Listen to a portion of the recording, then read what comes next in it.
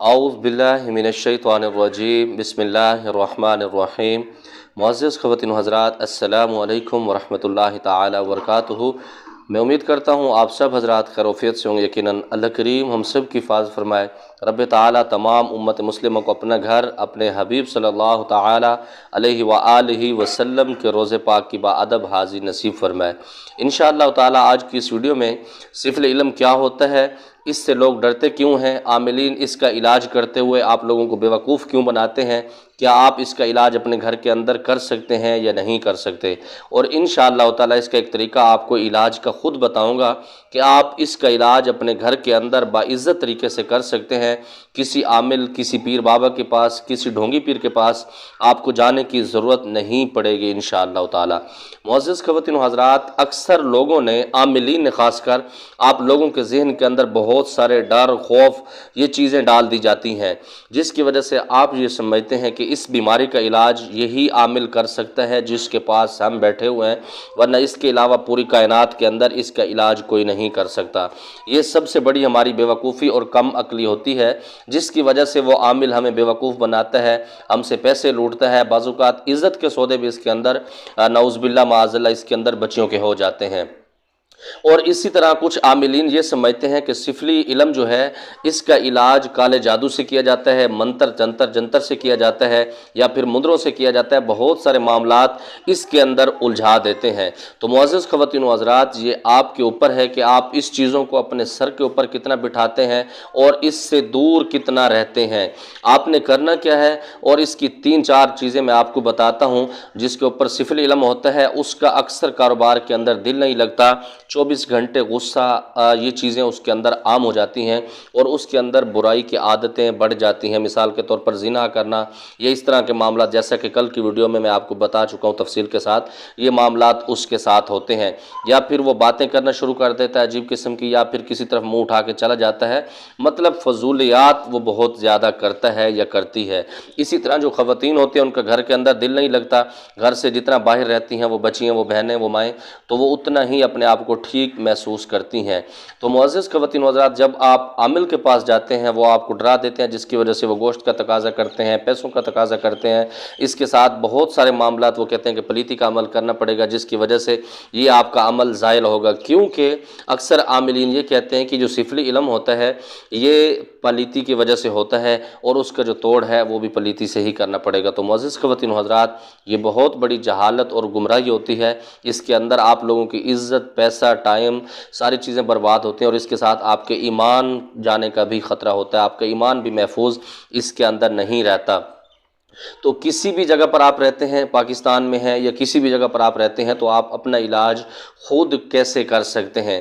آپ نے کرنا کیا ہے، آپ نے 1 عدد کورا گھڑا جس کو ہم کہتے ہیں وہ آپ نے خریدنا ہے۔ خریدنے کے بعد آپ نے دریا سے پانی لے لینا ہے، یا اگر چشمے کا پانی آپ کو ملتا ہے تو بہت بہتر ہے۔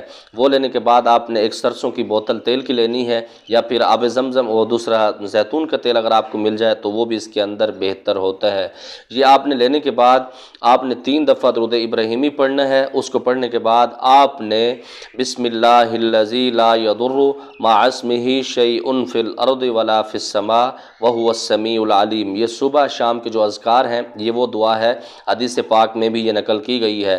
بسم اللہ الذی لا یضر مع اسمہ شیء فی الارض ولا فی السماء وَهُوَ السَّمِيعُ الْعَلِيمُ۔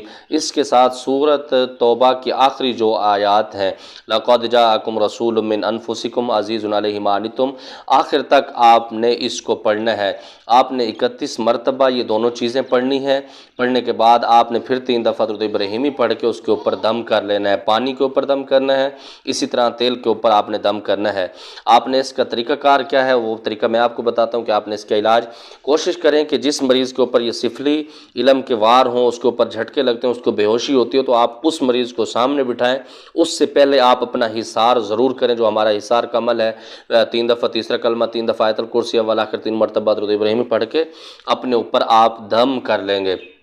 تو اس کے بعد آپ نے پانی تیل کے اوپر دم کرنے کے بعد آپ نے مریض کے کانوں کے اندر تیل ڈالنا ہے، ناک کے اندر ڈالنا ہے، پورے جسم کی اس کی مالش کی جائے۔ وہ اگر خود کر سکتا ہے تو سب سے بہتر ہے، ورنہ کوئی بھی اس کی مالش کر سکتا ہے۔ تو وہ جو گھڑا ہوگا اس سے آپ نے اس کو غسل کرانا ہے، نیچے کوئی چیز آپ بچھا دیں گے تاکہ وہ پانی جو ہے وہ زیادہ نہیں پھیلے، یا پھر ایسی جگہ پر دریا پر آپ اس کو لے جائیں، کنارے پر لے جائیں۔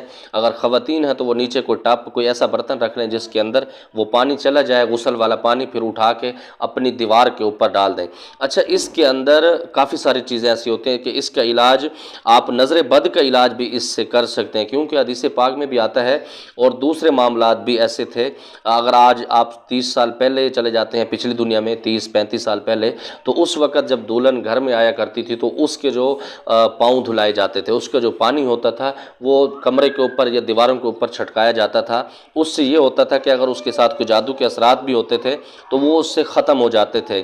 یہ بھی ایک بہت زبردست قسم کا طریقہ علاج ہے، انشاءاللہ تعالی وقت ملے گا تو میں بتاؤں گا۔ اچھا، کچھ دوستوں کی شکایت ہوتے ہیں، قاری صاحب آپ تھوڑا جلدی بولتے ہیں، ویڈیو کے اندر بہت سارے معاملات ہوتے ہیں۔ معزز خواتین و حضرات، ایک تو میرے پاس ٹائم بہت کم ہوتا ہے، پھر اس کے بعد اگر میں تفصیل سے بتانے کے لیے بیٹھتا ہوں تو کافی سارا ٹائم اس کے اوپر لگ سکتا ہے، اسی لیے میں جو سمجھتا ہوں جو صحیح پوائنٹ ہوتے ہیں، جو بتانے والی باتیں ہوتی ہیں، تو اس کے اندر میں کر دیتا ہوں۔ تو اسی طرح یہ جو عمل ہے آپ نے 11 دن مسلسل کرنا ہے۔ 11 دن کے بعد انشاءاللہ تعالی سفلی جو بھی علم ہوگا آپ کے اوپر وار نہیں کرے گا، اور وہ مریض بالکل کلیئر ہو جائے گا۔ اگر وہ پاگل پن ہے تو وہ اس کا ختم ہو جائے گا، روزگار کا مسئلہ ہے وہ ٹھیک ہو جائے گا، روزگار بحال ہونا شروع ہونا محسوس آپ کو ہو جائے گا۔ اسی طرح روزانہ کی بنیاد پر آپ 3 سے 4 روٹیوں کے چھوٹے چھوٹے ٹکڑے کر کے اوپر ڈالتے رہیں، یا پھر یہی آپ 8-10 روٹیاں اگر اس کی استطاعت رکھتے ہیں بنا کے اس کے ساتھ دال یا کوئی بھی سبزی بنا کے آپ ملنگوں کو، فقیروں کو، جو لاوارث پڑے ہوتے ہیں روڈ کے اوپر، اس طرح کے جو لوگ ہوتے ہیں، آپ نے جانا ہے ان کے ہاتھ دھلوانے ہیں۔ ہاتھ دھلوانے کے بعد آپ نے یہی لنگر ان کو کھلانا ہے، اور یہ میرے مرشد کی طرف سے مجھے اس کی وصیت بھی ہوئی ہے کہ ہر مہینے میں نے بھی یہ کام کرنا ہے احرام کے اندر۔ تو انشاءاللہ تعالی وہ میں اس کو سٹارٹ کروں گا کہ میں اس کا طریقہ بھی آپ کو بتاؤں گا کہ آپ وہ لنگر کیسے کھلا سکتے ہیں لوگوں کو، کیا اس کا طریقہ ہوگا۔ تو معزز خواتین و حضرات، یہ وہ طریقہ تھا سفل علم سے جان چھڑانے کا۔ کوئی اتنا پہاڑ نہیں ہوتا، کوئی اتنا بڑا مسئلہ نہیں ہوتا، صرف لوگوں نے آپ لوگوں کو ڈرا دیا اتنا ہوتا ہے کہ آپ یہ سمجھتے ہیں کہ اس کا علاج کوئی عامل، کوئی پیر صاحب، کوئی بھی معالج کر سکے۔ ایسا نہیں ہے، کوئی بھی کر سکتا ہے، سب کو میری طرف سے عام اجازت ہے۔ میں دعا کرتا ہوں رب تعالی جتنے لوگ سفل علم کے اندر دھس چکے ہیں، اس کے اندر پریشان ہو چکے ہیں، اللہ رب العزت سب کو شفائے کاملہ عاجلہ مستمرہ نصیب فرمائے۔ بس زمادہ پارا خاص دعاؤں کا ادا، خدائی پامان۔ السلام علیکم ورحمۃ